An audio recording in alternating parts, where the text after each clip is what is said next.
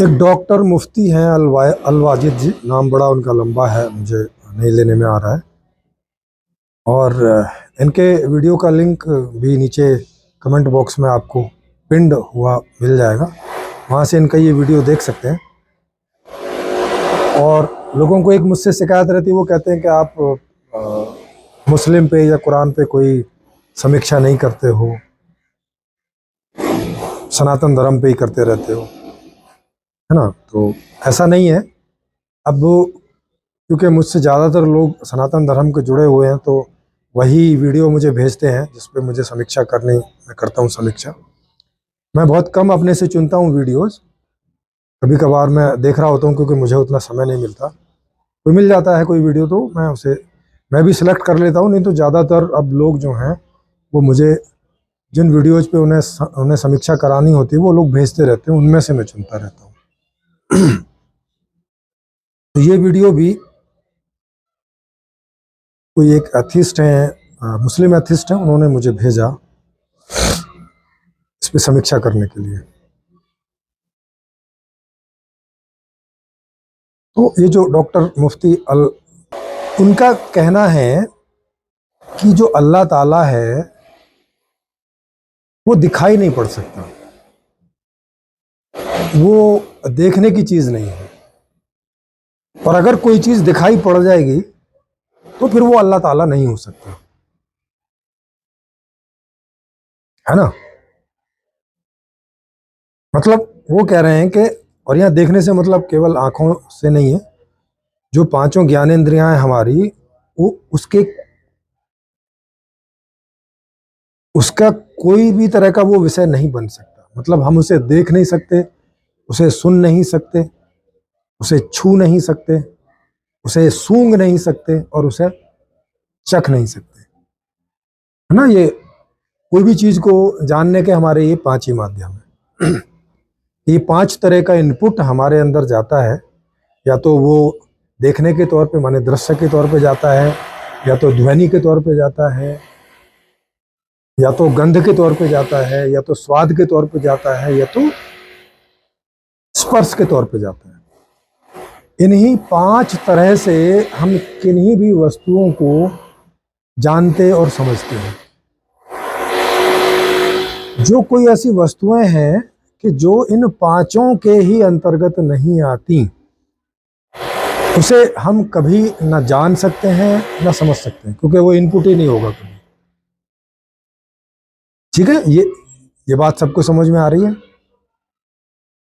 कि जो भी हमें कुछ भी देखने वाली, मतलब कोई चीज दृश्य बन गई माने हमारे देखने में आ गई, कैसे भी करके, चाहे मशीन लगा के देखने में आ गई, ऐसे सिंपली नहीं आंखों से दिख रहा है, जैसे वायरस से आंखों से नहीं दिखते, लेकिन हम सूक्ष्मदर्शी लगा के उनको देख सकते हैं, या कोई उसके लिए मशीन बना ली है, मशीन उसको देख के और हम उसके व्यवहार से उस चीज़ को देख लेते हैं, या किसी व्यवहार से देख सकते हैं कि डायरेक्ट नहीं दिख रहा है लेकिन उसका व्यवहार, उसका कार्य दिखाई पड़ रहा है, तो कार्य से हमें ये अनुमान हो जाता है कि कोई चीज़ होगी ऐसी ऐसी जो ऐसा कार्य कर रही है, माने अनुमान के आधार पे। वो अनुमान भी किस आधार पे होता है? इन्हीं पांचों के आधार पे।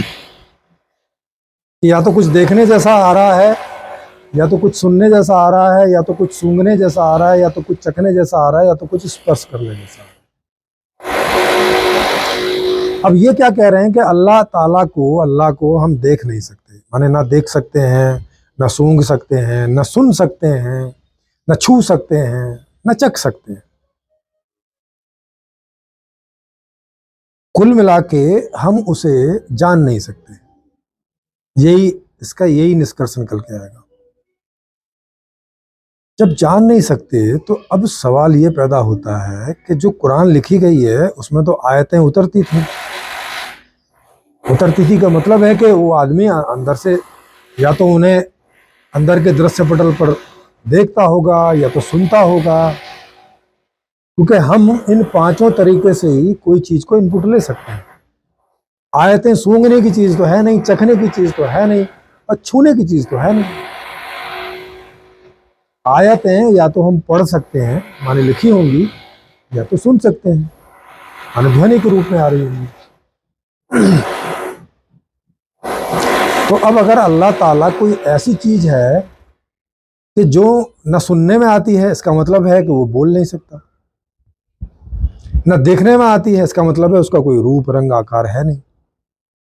न चखने में आता है, मतलब वो स्वादहीन है एकदम। ना उसकी कोई गंध आती है, मतलब वो गंधहीन भी है। और उसे हम छू भी नहीं सकते, मतलब वो स्पर्शहीन भी है। तो यहां बहुत बड़ा सवाल पैदा हो जाता है कि भाई फिर ये निष्कर्ष किस आधार पे ले लिया कि कोई अल्लाह ताला होता है? ये निष्कर्ष किस आधार पे ले लिया? और ये कुरान अल्लाह ताला से उतरी है, ये निष्कर्ष किस आधार पे ले लिया?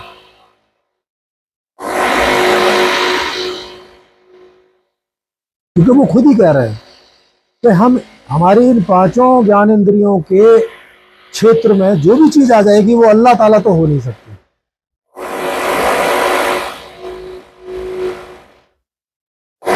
तो कुरान तो इन्हीं इंद्रियों के अंतर्गत आने वाली चीज है। हम बिना आंख के उसे पढ़ नहीं सकते, बिना कान के सुन नहीं सकते, और बाकी बाकी तो कोई चीज उसमें है नहीं। उसमें कोई गंध लेने वाली और चखने वाली और छूने वाली कोई चीज है नहीं। तो फिर वो अल्लाह का कलाम कैसे सिद्ध हो जाएगा कि ये अल्लाह का कलाम है? क्योंकि अल्लाह को कम से कम बोल के तो बताना पड़ेगा, कम से कम कानों का विषय तो हमारा बनाना पड़ेगा उसको। तो ये मैं आपको विरोधाभास दिखा रहा हूँ इन मुफ्ती साहब के। ये विरोधाभास है कि एक तरफ कह रहे हैं वो कि अल्लाह को देखा नहीं जा सकता, और अगर कोई चीज दिखाई पड़ गई तो वो अल्लाह नहीं हो सकती। उसका लॉजिक क्या दे रहे हैं वो? उसका लॉजिक दे रहे हैं कि देखो भाई, अगर कोई चीज दिखाई पड़ जाएगी तो वो तो हमारे डायमेंशन की चीज होगी ना, और अल्लाह तो इस डायमेंशन में रहता नहीं है। वो तो उसका तो कोई और डायमेंशन है, या वो डायमेंशन लेस है। क्योंकि असल में जिसका कोई रूप रंग आकार भी नहीं होगा, जो सुनने की चीज भी नहीं होगी, जो देखने की चीज भी नहीं होगी, जो चखने की भी नहीं होगी, जो छूने की भी नहीं होगी, तो उसका तो कोई डायमेंशन ही नहीं होगा ना फिर। या ऐसा कोई डायमेंशन होगा, ये हम कैसे कह सकते हैं? क्योंकि हम तो केवल इन 5 तरह के डायमेंशन की चीजों को ही आइडेंटिफाई कर सकते हैं, जान सकते हैं, समझ सकते हैं, है कि नहीं?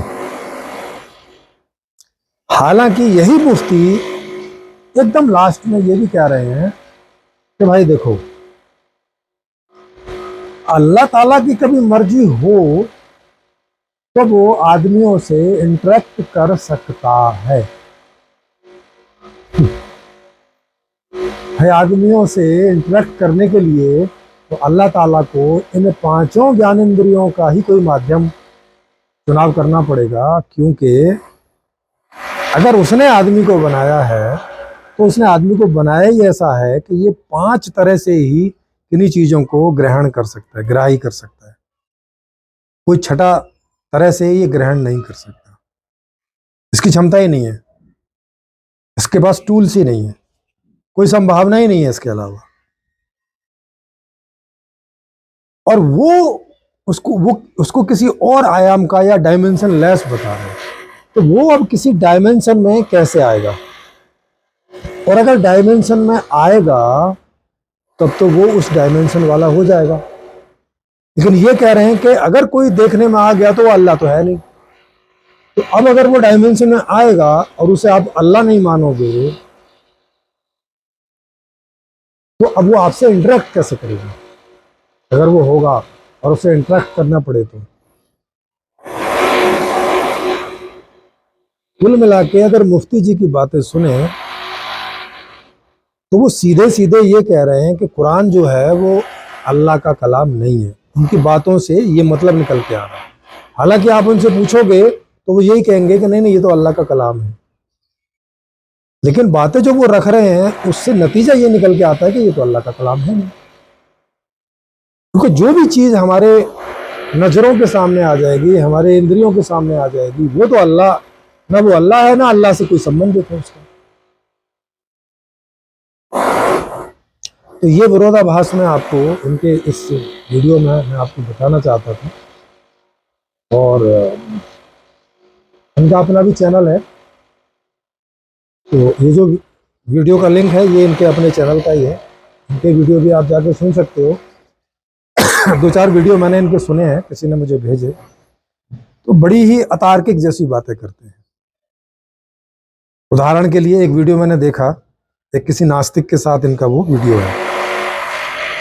कोई पाकिस्तान का ही नास्तिक है, मुस्लिम एथिस्ट है, पहले मुस्लिम था अभी एथिस्ट है।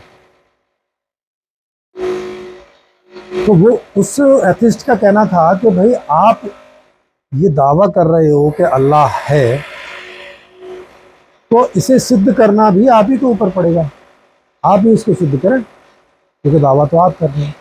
जानते हो ये क्या बोलते हैं? बोलते नहीं, हमारे ऊपर सिद्ध करने की जिम्मेवारी नहीं आती है, चाहे दावा हमारा ही है। और उसमें ये तर्क क्या दे रहे हैं? कह रहे हैं कि देखो, शुरू से ही आदमी एक ऐसे ईश्वर को मानता आया है, शुरू से ही, स्टार्टिंग से ही, है ना। तो ये तो मानता ही आया, इसमें क्या था, इसमें इसमें क्या सिद्ध करना है? सिद्ध तो आप लोगों को करना है कि ईश्वर नहीं है, ये आप सिद्ध करो। इतना बेकार का एक कुतर्क वो दे रहे हैं अपने उस वीडियो में। अरे भाई, समय समय पर ये दावे बदलते रहे हैं। किसी का दावा है कि ईश्वर इस तरह का है, किसी का दावा है कि ईश्वर ऐसा नहीं ऐसा है, किसी का दावा है नहीं नहीं ऐसा नहीं है ऐसा है, किसी का दावा है नहीं नहीं अवतार भी ले लेता है, किसी का दावा है नहीं नहीं अवतार तो लेता ही नहीं, किसी का दावा है कि वो पूर्ण है, किसी का दावा है नहीं नहीं वो जन्म भी ले लेता है। भाई, ईश्वर के होने के भी अनेक तरह के दावे हैं, और इन दावों को कोई भी व्यक्ति आज तक कभी सिद्ध नहीं कर पाया है। और जिस तरह के दावे ये कर रहे हैं, एक नॉर्मल साइंटिफिक तार्किक वे में देखा जाए तो ऐसा कुछ दिखाई नहीं पड़ता हमारे जीवन में। उस वजह से नास्तिक लोग उसे इनकार कर रहे हैं कि भाई जैसे ईश्वर की आप बात कर रहे हो वैसा तो है नहीं। अच्छा, फिर ये और क्या तर्क पकड़ते हैं? अच्छा, साइंस क्या ये सिद्ध कर सकती है कि ईश्वर नहीं होता है? ये बोलते हैं भाई साइंस का मुद्दा नहीं है ये, साइंस कैसे सिद्ध कर सकती है कि कोई चीज होती है कि नहीं होती है? तो जब कभी कोई चीज निकलेगी तो साइंस उस पर बात करेगा। अभी आप लोग जो बोल रहे हो ये तो नहीं निकल रहा है, ये तो झूठ सिद्ध हो रहा है, ये तो तय कर रही है, ये वाला ऐसा ईश्वर तो नहीं है, तो ये ऐसी करके बात करते हैं। नहीं नहीं, देखो, साइंस तो नहीं सिद्ध कर सकती कि ईश्वर नहीं है, इसका मतलब है कि अब आप साइंस को बीच में नहीं लाओगे ईश्वर नहीं है इस बात को बोलने के लिए। तो अब साइंस की बात तो बीच में आप रखोगे नहीं। अब ये भी कैसा कुतर्क है? जो ज्ञान मौजूद है ऑलरेडी, उसका सहारा क्यों नहीं लिया जाएगा?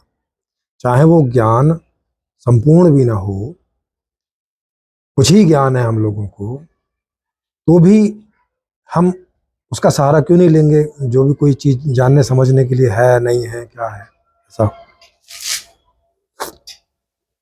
है ना, क्यों नहीं लेंगे? लेंगे ना, और लेना भी चाहिए। जब वो एक ऐसी किताब का सहारा ले रहे हैं जिसका पता भी नहीं है ढंग से कि सही है गलत है क्या है, उसे वो आधार बना ले रहे हैं अल्लाह के होने का, और ऐसे ही होने का, और वैसे होने का, और ऐसा नहीं होने का, और वैसा नहीं होने का, तो जो लोग साइंस को समझ रहे जान रहे हैं वो उसको क्यों नहीं आधार बना सकते? बना ही सकते हैं। मतलब इस तरह के इनके कुतर्क होते हैं वहां पे, बहुत बेजा कुतर्क होते हैं। आप जो भी कोई इनके वो इस तरह के वीडियोस देखना चाहें देख सकते हैं, इनके लाइव भी होते हैं और वीडियोस भी होते हैं, दोनों तरह के।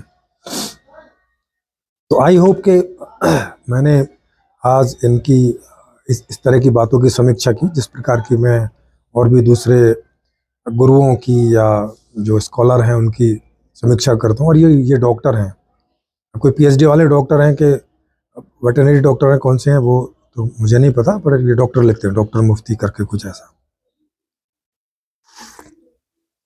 हमारे पढ़े लिखे लोग हैं, मतलब ऐसा भी नहीं है कि कोई एकदम गांव के कोई अनपढ़ है, उनका ये हाल है कि शुरू में कुछ बोल रहे हैं, आखिरी में खुद भी उल्टा बोल जाते हैं, और जो बोल रहे हैं उसका मतलब भी नहीं समझ रहे कि भाई इस तरह का ईश्वर, जैसे ईश्वर के होने की आप बात कर रहे हो, अल्लाह के होने की आप बात कर रहे हो, उसको तो जानने की कभी पॉसिबिलिटी नहीं है। जब पॉसिबिलिटी नहीं है आदमी के द्वारा, भाई उस पर फिर आप बात क्यों कर रहे हो, क्यों कह रहे हो कि ये अल्लाह का कलाम है? कैसे पता चल गया आपको कि ये अल्लाह का कलाम है? कैसे? क्योंकि इसी आंख से देख के और इसी कानों से सुन के ना आप उस बारे में कुछ आइडिया लगा रहे हो कि अल्लाह का कलाम हो सकता है भाई। और जिसने ये अब जैसे मोहम्मद साहब हैं, तो उनको ये आयतें उतरी, अब उतरी का मतलब है कि इन्हीं दो फॉर्म में उतरी होंगी, या तो उनको दिखाई पड़ रही होंगी अंदर कहीं आंख बंद करके, और या तो कहीं सुनाई पड़ रही होंगी। इसके अलावा और कोई तरीका हो सकता है जो आदमी को पकड़ में आ जाए? नहीं हो सकता। अगर दिखाई तभी पड़ सकती हैं जब किसी ने लिखी होंगी, तो अल्लाह ताला ने वो चीज़ लिखी होगी।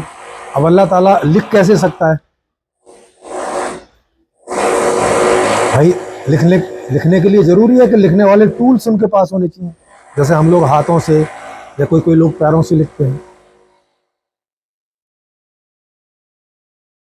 है ना?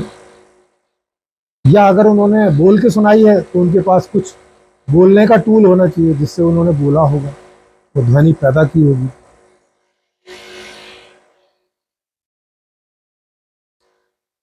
और इस आयाम में हम सुन रहे हैं, तो वो इस आयाम से भी कहीं ना कहीं जुड़े होंगे, माने इस आयाम में वो हो सकते होंगे। तो इनकी दोनों बातें विरोधाभासी हैं। पहली जो बात बोल रहे हैं और आखिरी जो बात बोल रहे हैं, दोनों विरोधाभासी हैं। या तो ये माने कि अल्लाह ताला दिखाई भी पड़ सकता है, सुनाई भी पड़ सकता है, हम उसे देख भी सकते हैं, हम उसे सुन भी सकते हैं, या तो ऐसी बात माने।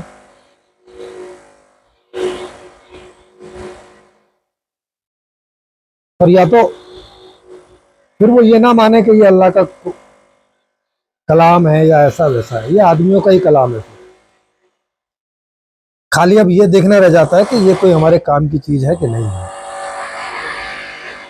क्योंकि हमारे बुजुर्ग लोग उतने कोई पढ़े लिखे थे नहीं, मोहम्मद साहब भी कोई ऐसे पढ़े लिखे आदमी तो थे नहीं।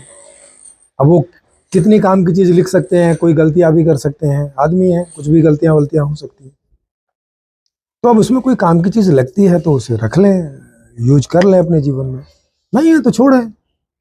अल्लाह का कलाम करके क्यों अपने सिर पे उसे ढो के घूम रहे हैं और बहुत सारे नुकसान भी उठा रहे हैं?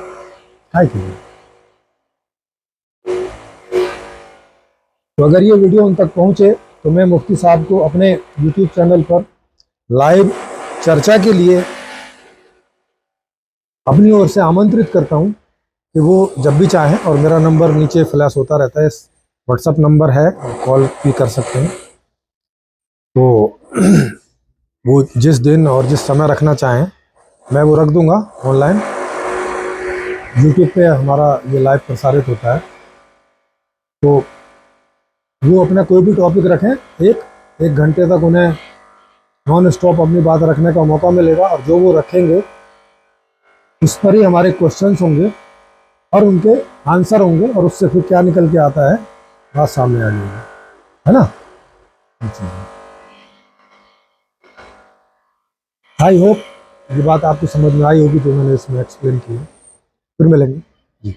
और जिनको अच्छा लगा हो वो शेयर करें, लाइक करें, सब्सक्राइब करें, घंटी का बटन भी दबाएं, क्योंकि हमारे यहाँ लगभग हर रोज़ लाइव टेलीकास्ट होता रहता है। 8 बजे से लाइव चर्चाएं होती रहती हैं विभिन्न विषयों पर। तो अगर आपको इंटरेस्ट है उन चीज़ों पर तो आप उसमें भाग ले सकते हैं, खुद भी सवाल पूछ सकते हैं, आके वक्ता बन के भी कोई बात रख सकते हैं।